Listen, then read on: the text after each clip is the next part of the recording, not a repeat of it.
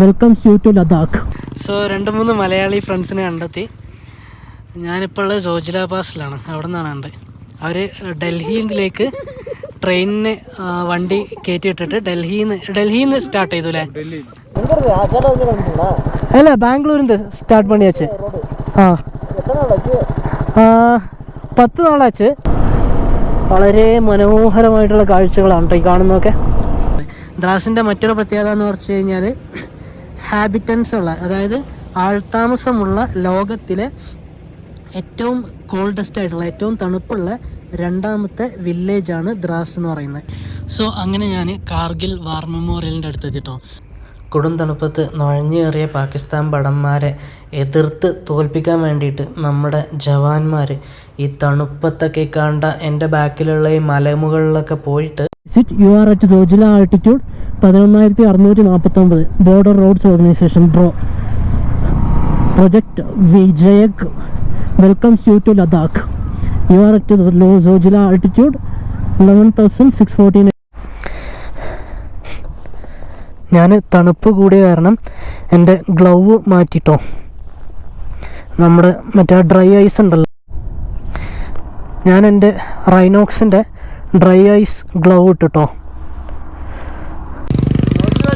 എങ്ങനെ വ്ളോഗിൽ വരും?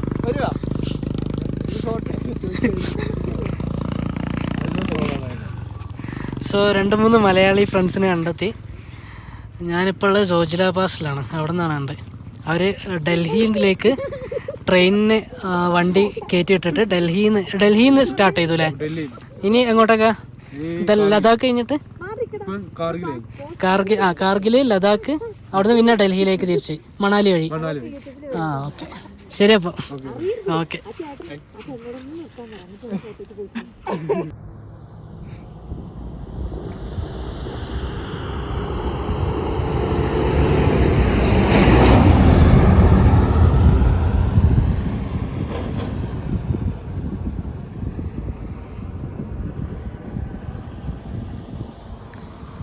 അവിടെ ഉണ്ടോ പല കളറിലുള്ള മണ്ണുകളുണ്ടോ? ചുവപ്പ്, പച്ച. ഈ മലയുടെ കളറൊക്കെ പല തരത്തിലുള്ള കളറുകളുണ്ട് കേട്ടോ ഈ മലയ്ക്ക്. അതുപോലെ തന്നെ ഏറ്റവും മുകളിൽ അവിടെ മഞ്ഞ് കാണാം. അവിടെ വേറെ കളറ്, മലയ്ക്ക് വേറെ കളറ്. പിന്നെ ഇവിടെ വേറെ കളറ്, ഇവിടെ വേറെ കളറ്. നല്ല രസമുണ്ട് കാണാനായിട്ട്. എന്ത് റെക്കോർഡ്? ഏത് ഇന്ത്യ ഫുള്ളാല് ചുറ്റുന്നത്? ഓ, ഫസ്റ്റ് ടൈമാ? 100 പേര് ഫസ്റ്റ് ടൈമാ? 100 പേര് ഫസ്റ്റ് ടൈമാ? ഓ 100 പേര് ഫസ്റ്റ് ടൈം ഉംലിംഗ. ഓക്കെ, ലിംഗ ബുക്ക് ഓഫ് റെക്കോർഡ്സ്. എല്ലാവരും തമിഴ്നാട് താനേ? അല്ല, ബാംഗ്ലൂരിന്ന് സ്റ്റാർട്ട് പണിയാച്ച്. 10 നാളാச்சு. இங்கே இதுக்கப்புறம் லடாக்கு அப்புறம் மணாலி. சரி, போகலாம்.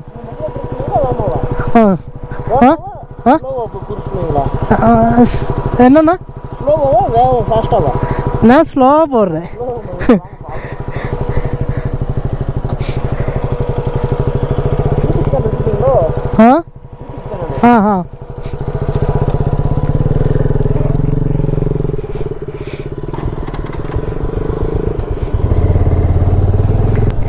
ഇവർ തമിഴ്നാട്ടിൽ നിന്ന് സ്റ്റാർട്ട് ചെയ്തതാണ്.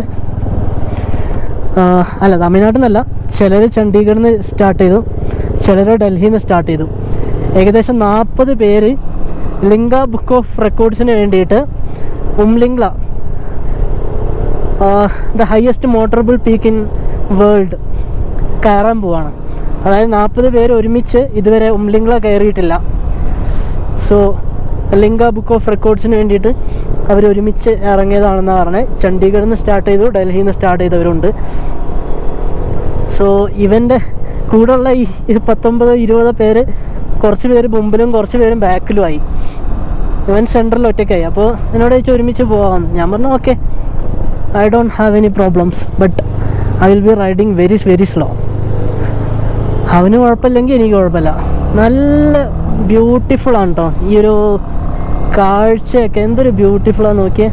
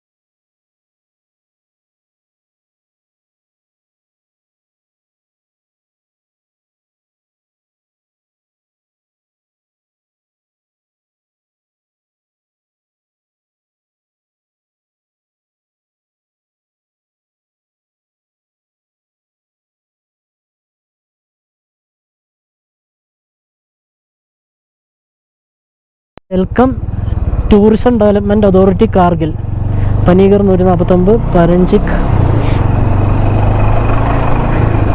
അങ്ങനെ ഞാൻ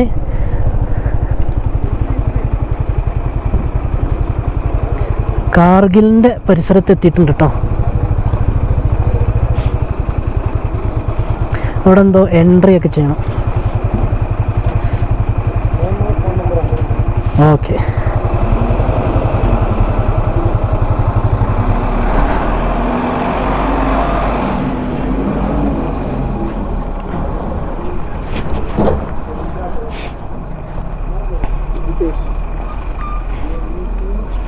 JITESH क्या है? बाइक बाइक कितने बंदे?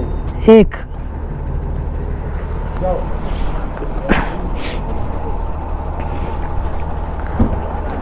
സോ നമ്മൾ കാർഗിലിൻ്റെ പ്രിമൈസസിൽ കയറുമ്പോൾ ഇവിടെ എല്ലാ വണ്ടിക്കാരും, whether it is bike, car, taxi, lorry, whatever the vehicle, നമ്മളിതോടെ നമ്മുടെ ഡീറ്റെയിൽസ് കൊടുക്കണം. എൻ്റെ മൊബൈൽ നമ്പർ ചോദിച്ചില്ല, ബാക്കിയുള്ളവരോടൊക്കെ മൊബൈൽ നമ്പറൊക്കെ ചോദിച്ചു. വെഹിക്കിൾ നമ്പറും നമ്മുടെ പേര്, മൊബൈൽ നമ്പർ, ഇത്രയാണ് അവർ ചോദിക്കുന്നത്. എൻ്റെ മൊബൈൽ നമ്പർ ചോദിച്ചില്ല. I don't know why. Anyway, let's continue. വളരെ മനോഹരമായിട്ടുള്ള കാഴ്ചകളാണ് കേട്ടോ ഈ കാണുന്നതൊക്കെ. വില്ലേജാണ് കേട്ടത്. അവിടെ വളരെ കുറച്ച് വീടുകളേ ഉള്ളൂ. ഒരു 2-3 ഹോട്ടലുകളും ഉണ്ട്. ഇൻ കേസ് നമ്മൾ സോനാമാർഗിൽ നിന്ന് ജോജില പാസ് വഴി നമ്മൾ ലഡാക്ക് അല്ലെങ്കിൽ കാർഗിൽ പോകുന്ന വഴി രാത്രി ആയി കഴിഞ്ഞാൽ നമുക്ക് താമസിക്കാൻ വേണ്ടിയിട്ട് ഈ ഒരു ഗ്രാമത്തിൽ, മാത്തിയാൻ എന്ന് പറയുന്ന ഈ ഗ്രാമത്തിൽ വേണമെങ്കിൽ താമസിക്കാം. ഇവിടെ 1-2 ഹോട്ടലുകളൊക്കെ ഉണ്ട്. As I have already mentioned, we are driving through the roads constructed by the Border Road Organization.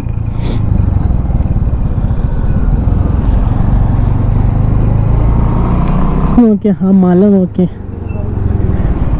ചിത്രങ്ങളിലൊക്കെ കണ്ടിട്ടുള്ള പോലത്തെ മല. എന്താ സംഭവം എന്താണെന്നറിയില്ല. പച്ചക്കല്ലുകൾ, നല്ല രസമുണ്ട് കേട്ടോ കാണാൻ. കളറ് എന്ത് കല്ലാണെന്ന് മനസ്സിലാകുന്നില്ല. വാട്ട് എവർ ഇറ്റ് ഈസ്, കണ്ടപ്പോൾ കാണിച്ചു. That's it. പാസ് തുടങ്ങിയിട്ട് പിന്നെ അതിനുശേഷം ഇപ്പോഴാണ് ഒരു പെട്രോൾ പമ്പ് വരുന്നത് കേട്ടോ.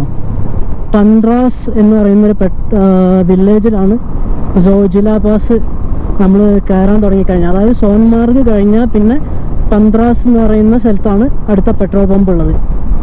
സോ ആ ഒരു ഡിസ്റ്റൻസ് എത്രയുണ്ടെന്നൊക്കെ ഗൂഗിൾ മാപ്പിൽ നോക്കിയിട്ട് വരിക. ഞാൻ അതിൻ്റെ ഡിസ്റ്റൻസൊക്കെ ഞാൻ ഇവിടെ എഴുതി കാണിക്കാം. അതായത് സോൻമാർഗ് ലാസ്റ്റ് പെട്രോൾ പമ്പ് കഴിഞ്ഞിട്ട് പിന്നെ പന്ത്രാസ് എന്ന് പറയുന്ന ഈ വില്ലേജിലേക്ക് എത്ര ഡിസ്റ്റൻസ് ഉണ്ടെന്ന് ഞാൻ അവിടെ എഴുതി കാണിക്കാം. സോ അതിനനുസരിച്ച് നിങ്ങൾക്ക് പ്ലാൻ ചെയ്തിട്ട് വരാം പെട്രോൾ അടിച്ചിട്ട്.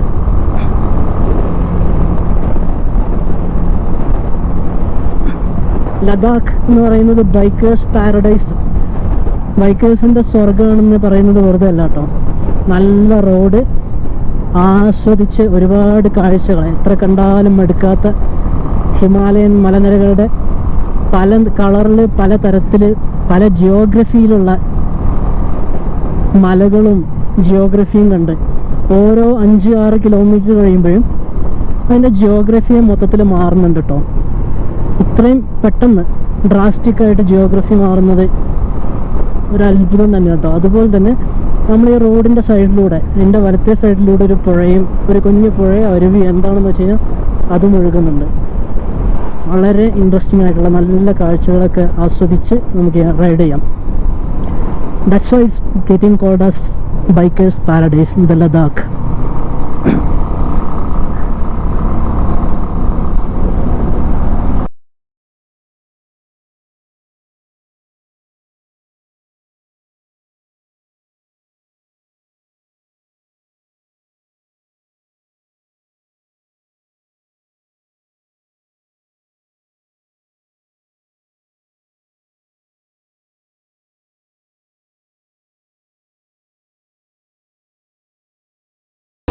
ഇത് നോക്കിയ പാറക്കൂട്ടങ്ങൾക്ക് നടുവിലൂടെ നമ്മൾ നേരത്തെ കണ്ട പുഴ ചെറുതായിട്ട് ഒഴുകുകയാണ്.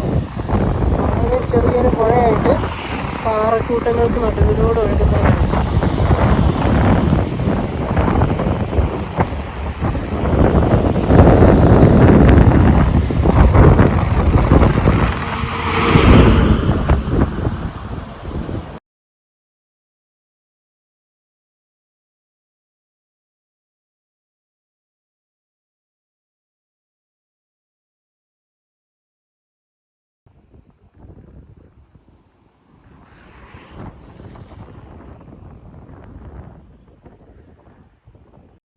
Ladakh tourism welcomes you to Dras, the second coldest inhabited place in the world.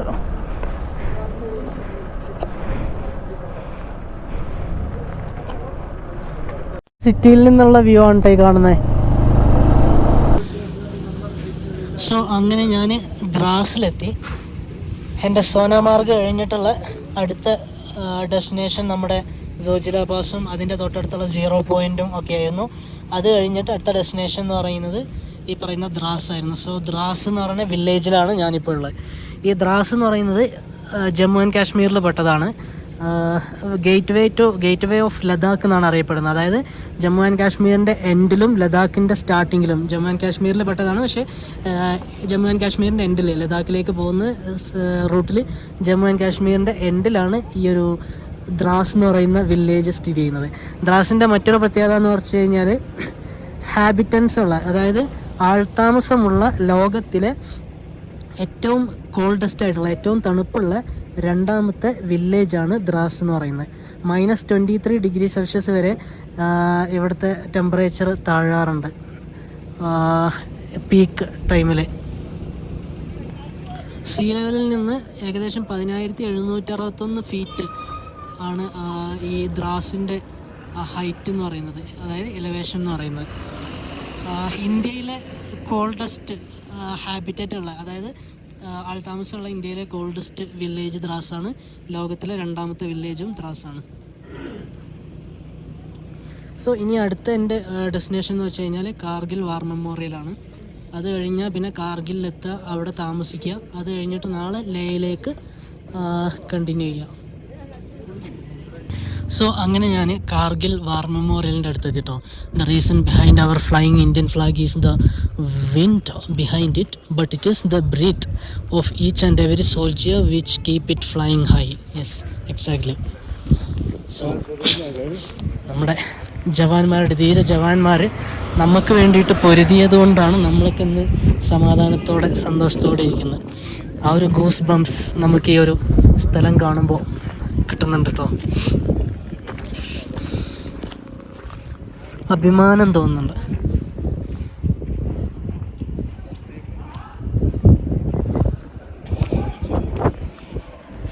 എൻ്റെ മുമ്പിൽ കാണുന്ന കേട്ടോ കാർഗിൽ വാർ മെമ്മോറിയലിൻ്റെ എൻട്രി ഗേറ്റ് എന്ന് പറയുന്നത്. ഇന്ത്യ പാകിസ്ഥാൻ 1999 ഇന്ത്യയും പാകിസ്ഥാനും തമ്മിൽ നടന്ന കാർഗിൽ യുദ്ധഭൂമിയിലാണ് ഞാനിപ്പോൾ ഉള്ളത്. 1999 പാകിസ്ഥാനിലെ പുതിയ ആർമി ചീഫായിട്ട് നിയമിതനായിട്ടുള്ള പർവേസ് മുഷറഫ് കുത്തിപ്പൊക്കിയാണ് കേട്ടോ ഈ ഒരു യുദ്ധത്തിൻ്റെ കാരണം എന്നുള്ളത് തന്നെ. അദ്ദേഹം നമ്മുടെ കാശ്മീർ ഇഷ്യൂ വീണ്ടും കുത്തിപ്പൊക്കി അതൊരു യുദ്ധത്തിലേക്ക് വരെ എത്തിക്കുകയായിരുന്നു ചെയ്തിരുന്നത്, ഒരാവശ്യമില്ലാതെ. ആ വർഷം നല്ല തണുപ്പ് കാലത്താണ് ഈ ഒരു യുദ്ധം ഇവർ സ്റ്റാർട്ട് ചെയ്തിട്ടോ പാകിസ്ഥാൻ. സാധാരണ ഈ ഒരു തണുപ്പ് കാലത്തൊക്കെ ഒരുപാട് ആർമി ബങ്കറുകളൊക്കെ പരസ്പര സഹകരണ അടിസ്ഥാനത്തിൽ രണ്ട് രാജ്യങ്ങളും ഇന്ത്യയുടെയും പാകിസ്ഥാൻ്റെയും ബങ്കറുകളൊക്കെ ഒഴിയാറുണ്ട്. അങ്ങനെ ഒഴിഞ്ഞ സാധാരണ എല്ലാ വിൻ്റർ കാലത്തും ഒഴിഞ്ഞു കിടക്കാറുള്ള ബങ്കറിലേക്ക് ഇവർ പാകിസ്ഥാൻ്റെ സൈഡിൽ നിന്ന് ഇവർ വരികയും എന്നിട്ട് നുഴഞ്ഞു കയറുകയും ചെയ്തതോടെയാണ് ഈ യുദ്ധം സ്റ്റാർട്ട് ചെയ്യുന്നത്. ഏകദേശം 500ഓളം ഇന്ത്യൻ ഭടന്മാരും 700-ലധികം പാകിസ്ഥാനി ഭടന്മാരും കൊല്ലപ്പെട്ട ഒരു യുദ്ധമായിരുന്നു കേട്ടത്. ആ യുദ്ധത്തിൽ അവസാനം ഇന്ത്യക്ക് തന്നെയായിരുന്നു വിജയം. കൊടും തണുപ്പത്ത് നുഴഞ്ഞു കയറിയ പാകിസ്ഥാൻ ഭടന്മാരെ എതിർത്ത് തോൽപ്പിക്കാൻ വേണ്ടിയിട്ട് നമ്മുടെ ജവാന്മാർ ഈ തണുപ്പത്തൊക്കെ കണ്ട എൻ്റെ ബാക്കിലുള്ള ഈ മലമുകളിലൊക്കെ പോയിട്ട് അവർ തണുത്തുറഞ്ഞെടുക്കുന്ന മലമുകളിലൊക്കെ പോയിട്ട് രാപ്പകലില്ലാതെ ആ ദിവസങ്ങളിൽ യുദ്ധം ചെയ്ത് നമ്മുടെ രാജ്യത്തിന് വേണ്ടി, നമ്മുടെ രാജ്യത്തെ സംരക്ഷിക്കാൻ വേണ്ടിയിട്ട് യുദ്ധം ചെയ്ത് ആ ഒരു ഓർമ്മയിൽ നിൽക്കുമ്പോൾ നല്ലൊരു അഭിമാനം തോന്നുന്നുണ്ട് കേട്ടോ. ആ ഒരു ഓർമ്മകളുടെ ഒരു സ്മരണയ്ക്ക് വേണ്ടിയിട്ടാണ് ഈ ഒരു വാർ മെമ്മോറിയൽ ഇവിടെ ദ്രാസിനടുത്ത്, കാർഗിലിൻ്റെയും ദ്രാസിൻ്റെ ഇടയിലുള്ളൊരു സ്ഥലത്ത് ഇവിടെ ബിൽഡ് ചെയ്തിരിക്കുന്നത് കേട്ടോ. കാർഗിൽ യുദ്ധത്തിൽ മരണപ്പെട്ട എല്ലാ ജവാന്മാരുടെയും ഓർമ്മയ്ക്ക് വേണ്ടിയിട്ട് അവരുടെ ഒരു ഖബർസ്ഥാൻ പോലത്തെ ഒരു സെറ്റപ്പൊക്കെ ഇവിടെ ഉണ്ടാക്കി വെച്ചിട്ടുണ്ട് കേട്ടോ. വീർഭൂമി എന്നാണ് ആ ഒരു സ്ഥലത്തിന് പേരിട്ടിരിക്കുന്നത്. അതുപോലെ തന്നെ കാർഗിൽ യുദ്ധത്തിൻ്റെ ഭാഗമായിട്ട് നടന്നിട്ടുള്ള എല്ലാ സംഭവ വികാസങ്ങളും അവിടെ ഇവിടെയായിട്ട് പല സ്ഥലങ്ങളിൽ എഴുതി വെച്ചിട്ടുണ്ട്. അതുപോലെ തന്നെ കാർഗിൽ യുദ്ധത്തിൽ യൂസ് ചെയ്തിട്ടുള്ള പടക്കോപ്പുകൾ, അതുപോലെ തന്നെ മരിച്ചിട്ടുള്ള ജവാന്മാരുടെ അവരുടെ ഫേസിൻ്റെ രൂപകൽപ്പന ചെയ്തിട്ട് അവരുടെ ഡീറ്റെയിൽസ്, ആർമി ടീമുകളുടെയൊക്കെ ഡീറ്റെയിൽസ്, ആ യുദ്ധം നടന്ന ഓരോ സ്ഥലത്തിൻ്റെയും ഓരോ ഡീറ്റെയിൽസും, അങ്ങനെ ഒരുപാട് ഡീറ്റെയിൽസ് പലയിടത്തായിട്ട് എഴുതി വെച്ചിട്ടുണ്ട് കേട്ടോ. ഓപ്പറേഷൻ വിജയക് എന്നായിരുന്നു കാർഗിൽ വാറിൻ്റെ ഓപ്പറേഷന് പേരിട്ടിരുന്നത് കേട്ടോ. ഇവിടെ ഒരു എപ്പോഴും കത്തിക്കൊണ്ടിരിക്കുന്ന ഒരണയാത്ത ദീപശിഖയൊക്കെ കാണാൻ പറ്റും. അതുപോലെ തന്നെ ഇവിടെ എല്ലാ ദിവസവും രാവിലെ ഒരു ആർമിക്കാരുടെ മാർച്ച് പാസ്റ്റിന് ശേഷം ഈ വലിയ കൊടിമരത്തിൽ കൊടി ഉയർത്തിയിട്ട് വൈകുന്നേരം ആകുമ്പോൾ എഗെയിൻ കൊടി താഴ്ത്തിയിട്ട് മാർച്ച് പാസ്റ്റ് നടത്തിയിട്ട് ഇവരിവിടുത്തെ ഗേറ്റൊക്കെ, സന്ദർശകർക്കുള്ള എൻട്രിയൊക്കെ ക്ലോസ് ചെയ്യും കേട്ടോ.